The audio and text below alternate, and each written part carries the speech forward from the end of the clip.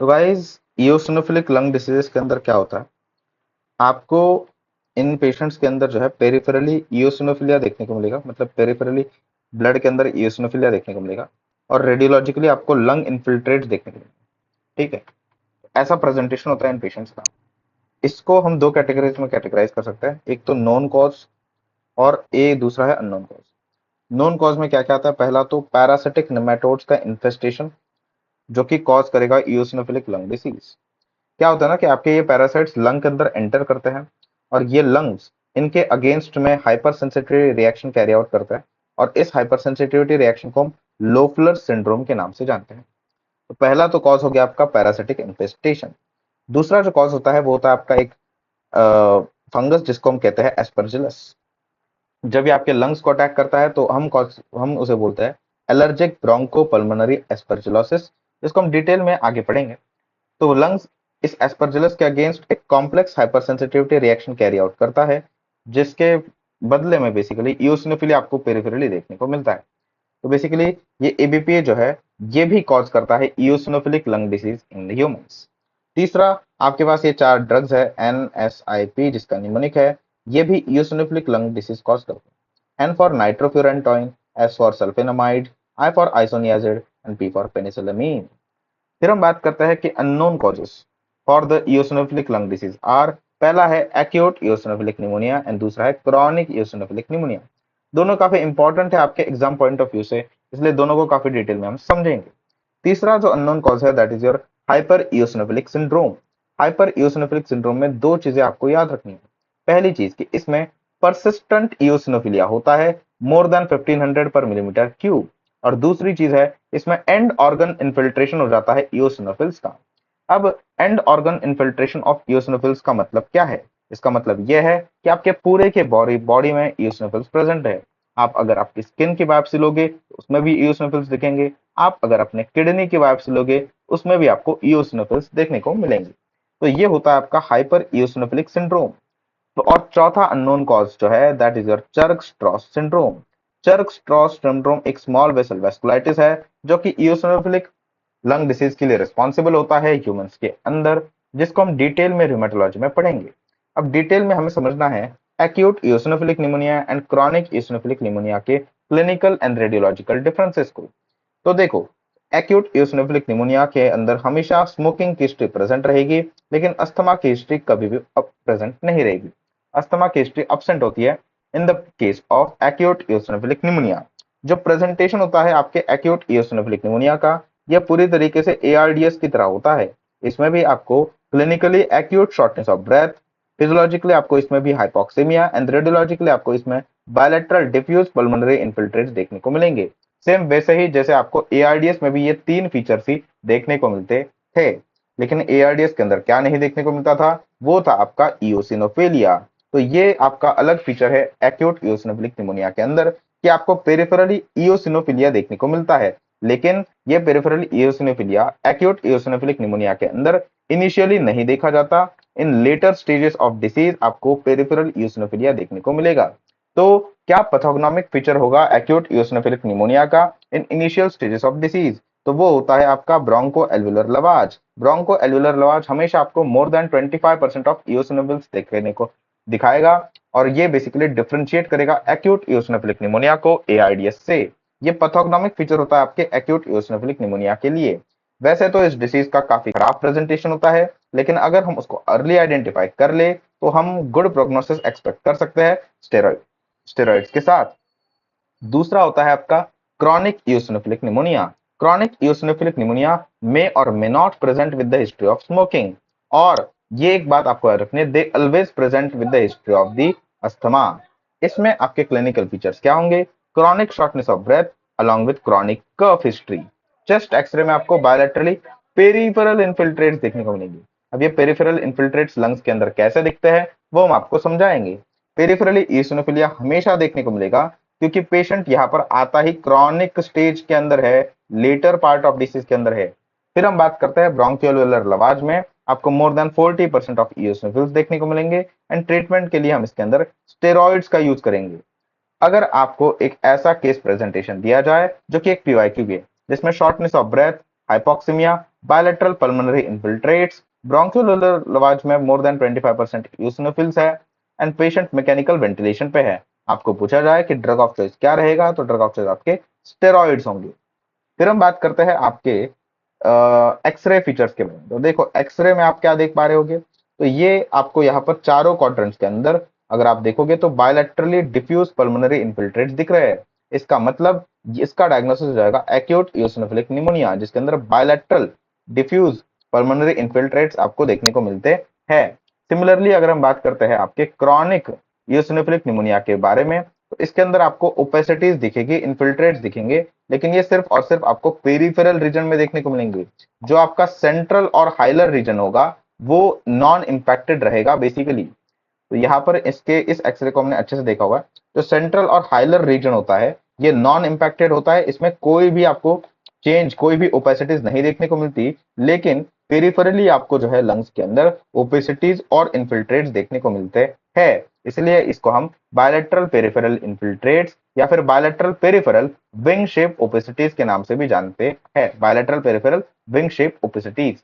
तीसरा जो इसका इसके लिए नाम है एक्सरे के ऊपर, that is your reverse batwing sign. अब इसको रिवर्स बैटविंग साइन के नाम से क्यों जानते हैं, क्योंकि कार्डियोजेनिक पल्मोनरी इडिमा के अंदर आपको सेंट्रल बैटविंग साइन देखने को मिलती है, क्योंकि इसमें ओपेसिटीज हाइलम के पास होती है। तो हाइलम के पास होने के वाली ओपेसिटीज के कारण जब एक्सरे पर हम इसको देखते हैं तो सेंट्रल बैटविंग साइन के नाम से इसको बोलते हैं।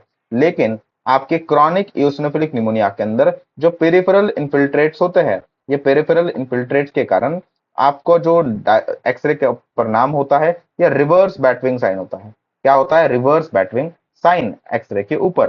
फिर हम बात करते हैं कि सीटी स्कैन के ऊपर हम इस क्रॉनिक इओसिनोफिलिक निमोनिया को फोटोग्राफिक नेगेटिव बोल सकते हैं पल्मोनरी इडिमा का। क्या बोल सकते हैं? Photographic negative of the pulmonary oedema. ऐसा क्यों? क्योंकि ये आपका सीटी है बेसिकली कार्डियोजेनिक पल्मोनरी एडिमा का, जिसमें आप देख सकते हो कि सेंटर और हाइलम की तरफ आपकी ओपेसिटीज प्रेजेंट है।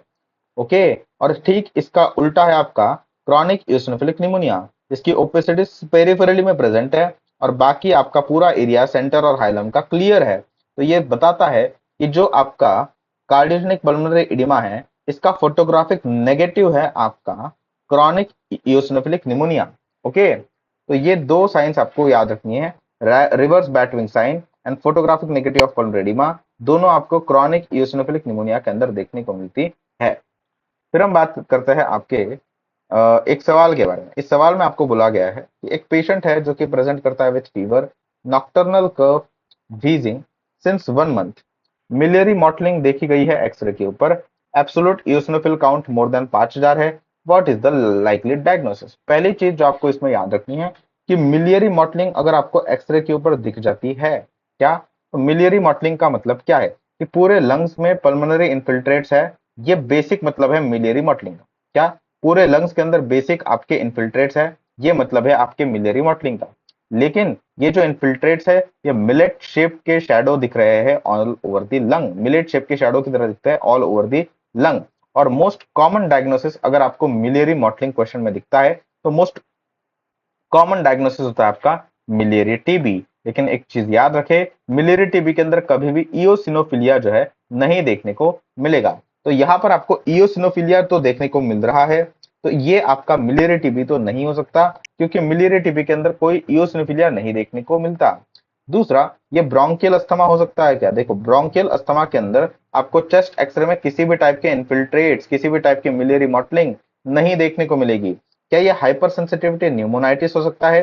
तो जी नहीं, हाइपर सेंसिटिविटी न्यूमोनाइटिस में कोई एलर्जन की हिस्ट्री आपको देनी पड़ेगी, तब जाके हम उसको हाइपर सेंसिटिविटी न्यूमोनाइटिस बोलेंगे। तो अब एक ही ऑप्शन बचता है, that is your tropical pulmonary eosinophilia, जिसको हम कहते हैं टीपीई। तो क्या है आपका टीपीई? तो TPE tropical pulmonary eosinophilia is a hypersensitive reaction to the microfilaria larva of Wuchereria bancrofti and Brugia malayi. क्या होता है? ऐसे बुचरेरिया बैनक्रॉफ्टा एंड ब्रुगिया मलाई जैसे जो फाइलेरियल वॉर्म्स होते हैं, ये लिम्फेटिक्स के अंदर जाके माइक्रोफाइलेरिया लार्वा प्रोड्यूस करते हैं। ये माइक्रोफाइलेरिया लार्वा आपके लंग्स में जाता है और लंग्स इसके अगेंस्ट में hyper sensitivity reaction carry out करता है, जिसको हम ट्रॉपिकल पल्मोनरी इओसिनोफिलिया के नाम से जानते हैं। ये जो आपका हाइपर सेंसिटिव रिएक्शन है against the microfilaria larva of Wuchereria bancrofti and Brugia malayi, इसको हम ट्रॉपिकल पल्मोनरी एसिनोफिलिया कहते हैं। ये रिलेवेंट एक्सपोजर में ही होता है, मतलब वहीं पर होगा जहां पर आपको ये फाइलेरिया देखने को मिलेंगे इन द एंडेमिक एरियाज। इसमें आपको नॉक्टर्नल कफ एंड डिस्निया की चेस्ट कंप्लेंट्स आएगी। इनफिल्ट्रेट्स आपको देखने को मिलेंगे चेस्ट एक्सरे के ऊपर। ल्यूकोसाइटोसिस देखने को मिलेगा विथ इओसिनोफिलिया मोर देन 3000 पर मिलीमीटर क्यूब। और साथ में आपके सीरम आईजीई लेवल जो होंगे वो बढ़ जाएंगे, क्योंकि ये टाइप 1 हाइपर सेंसिटिविटी रिएक्शन होती है। साथ में एंटीफाइलेरियल एंटीबॉडीज एंड क्लिनिकल इंप्रूवमेंट देखने को मिलता है विद डाई इथाइल कार्बामाजिन। तो यहाँ पर अगर आपको इसी सेम क्वेश्चन के अंदर पूछा जाता कि what is the drug of choice, तो आपका आंसर हो जाता डाई इथाइल कार्बाजाइन। आपको ये कैसे ट्रॉपिकल पल्मोनरी एओसिनोफिलिया के डायग्नोसिस तक पहुंचना है? पहला तो नॉक्टर्नल कफ, दूसरा मिलियरी मॉटलिंग मतलब पल्मोनरी इनफिल्ट्रेट्स, और इओसिनोफिल लेवल मोर देन 5000 पर मिलीमीटर क्यूब। ये तीन चीजें काफी होती है for the diagnosis of tropical pulmonary eosinophilia. फिर हम बात करते हैं आपके हाइपर सेंसिटिविटी न्यूमोनाइटिस के बारे में। इसको हम एक्सट्रिंसिक एलर्जिक एल्वियोलाइटिस के नाम से भी जानते हैं। एक्सट्रिंसिकली बाहर से एक एलर्जन आएगा जो कि एल्वियोलाई के अंदर प्रॉब्लम्स कॉज करेगा। इसको हम कहते हैं हाइपर सेंसिटिविटी न्यूमोनाइटिस या फिर एक्सट्रिंसिक एलर्जिक एल्वियोलाइटिस। ये एक type 3 plus type 4 hypersensitivity reaction होती है, जो कि इसके अंदर कोई role type 1 hypersensitivity reaction का नहीं होता। तो सीरम आईजीई लेवल्स नॉर्मल होते हैं और कोई इओसिनोफिलिया भी देखने को नहीं मिलता। बायोप्सी के अंदर आपको हाइपर सेंसिटिविटी न्यूमोनाइटिस के अंदर तीन चीजें देखने को मिलती है। पहली होती है non caseating granuloma, cellular bronchiolitis and interstitial inflammation. ये तीन चीजें आपको देखने को मिलेंगी in the biopsy of the hypersensitivity pneumonitis. देखो दोनों आपका हाइपर सेंसिटिव न्यूमोनाइटिस जो है ये एक एलर्जन रिलेटेड डिसऑर्डर है, और मोस्ट कॉमन आपका एलर्जन रिलेटेड डिसऑर्डर कौन सा था? अस्थमा। तो अस्थमा और हाइपर सेंसिटिव न्यूमोनाइटिस के अंदर दोनों के अंदर क्या फर्क है वो आपको समझाते हैं। देखो अस्थमा के अंदर जैसे ही पेशेंट एलर्जन से कांटेक्ट में आएगा, इमीडिएट सिम्टम्स आपको देखने को मिलेंगे, क्योंकि वो एलर्जन ब्रोंको कंस्ट्रक्शन करवाता था, इसीलिए इमीडिएट सिम्टम्स आपको देखने को मिलते थे। साथ में आपको विजिंग सुनाई देती थी ऑस्कल्टेशन के ऊपर, और चूंकि ये टाइप 1 हाइपर सेंसिटिव रिएक्शन होती थी, आईजीई के लेवल्स और इओसिनोफिल के लेवल्स बढ़ जाते थे। लेकिन हाइपर सेंसिटिविटी न्यूमोनाइटिस के अंदर क्या है ना, आपका जब भी कांटेक्ट में आओगे आप एलर्जन के साथ, तो डिलेड सिम्टम्स आएंगे। डिलेड सिम्टम्स इसलिए आएंगे क्योंकि आपका हाइपर सेंसिटिव न्यूमोनाइटिस के अंदर एलर्जन ब्रोंको कंस्ट्रिक्शन नहीं करवाता, वो जाके एल्वियोलाइटिस करवा रहा है, और एल्वियोलस तक पहुंचने के लिए आपके उस एलर्जन को काफी टाइम लगेगा, जिसके कारण डिलेड सिम्टम्स आपको देखने को मिलेंगे along with fine creps and IG eosinophil के लेवल्स नॉर्मल होता है, क्योंकि हाइपर सेंसिटिव न्यूमोनाइटिस जो है ये टाइप 3 एंड 4 के combination, type 3 4 hyper sensitive reaction का कॉम्बिनेशन है, जिसमें आपके आईजी लेवल्स नॉर्मल होते हैं और ईओसिनोफिल्स नॉर्मल होते हैं। फाइन क्रेप्स क्यों सुनाई देते हैं उसका रीजन अगर आपको बताऊं, तो बेसिकली एल्वियोलाई इन्वॉल्व होते हैं हाइपर सेंसिटिव न्यूमोनाइटिस के अंदर। तो एल्वियोलाई के अंदर जहां पर भी इन्फ्लेमेशन होगा, सर्फैक्टेंट काम नहीं कर पाएगा। जब सर्फैक्टेंट काम नहीं कर पाएगा तो एक्सपिरेशन के दौरान आपका एल्वियोलाई कोलैप्स कर जाएगा। जब एक्सपिरेशन के दौरान वो एल्वियोलाई कोलैप्स कर जाएगा, तो ड्यूरिंग नेक्स्ट इंस्पिरेशन आपका जो एल्वियोलाई वो पॉप अप साउंड करके ओपन होगा, जिसको हम फाइन क्रेप्स के फॉर्म में सुन पाएंगे ऑन ऑस्कल्टेशन। क्या अब बेसिकली यहाँ पर जो है कौन कौन से डिसीज आते हैं हाइपर सेंसिटिविटी न्यूमोनाइटिस के अंदर? पहला तो आता है फार्मर्स लंग।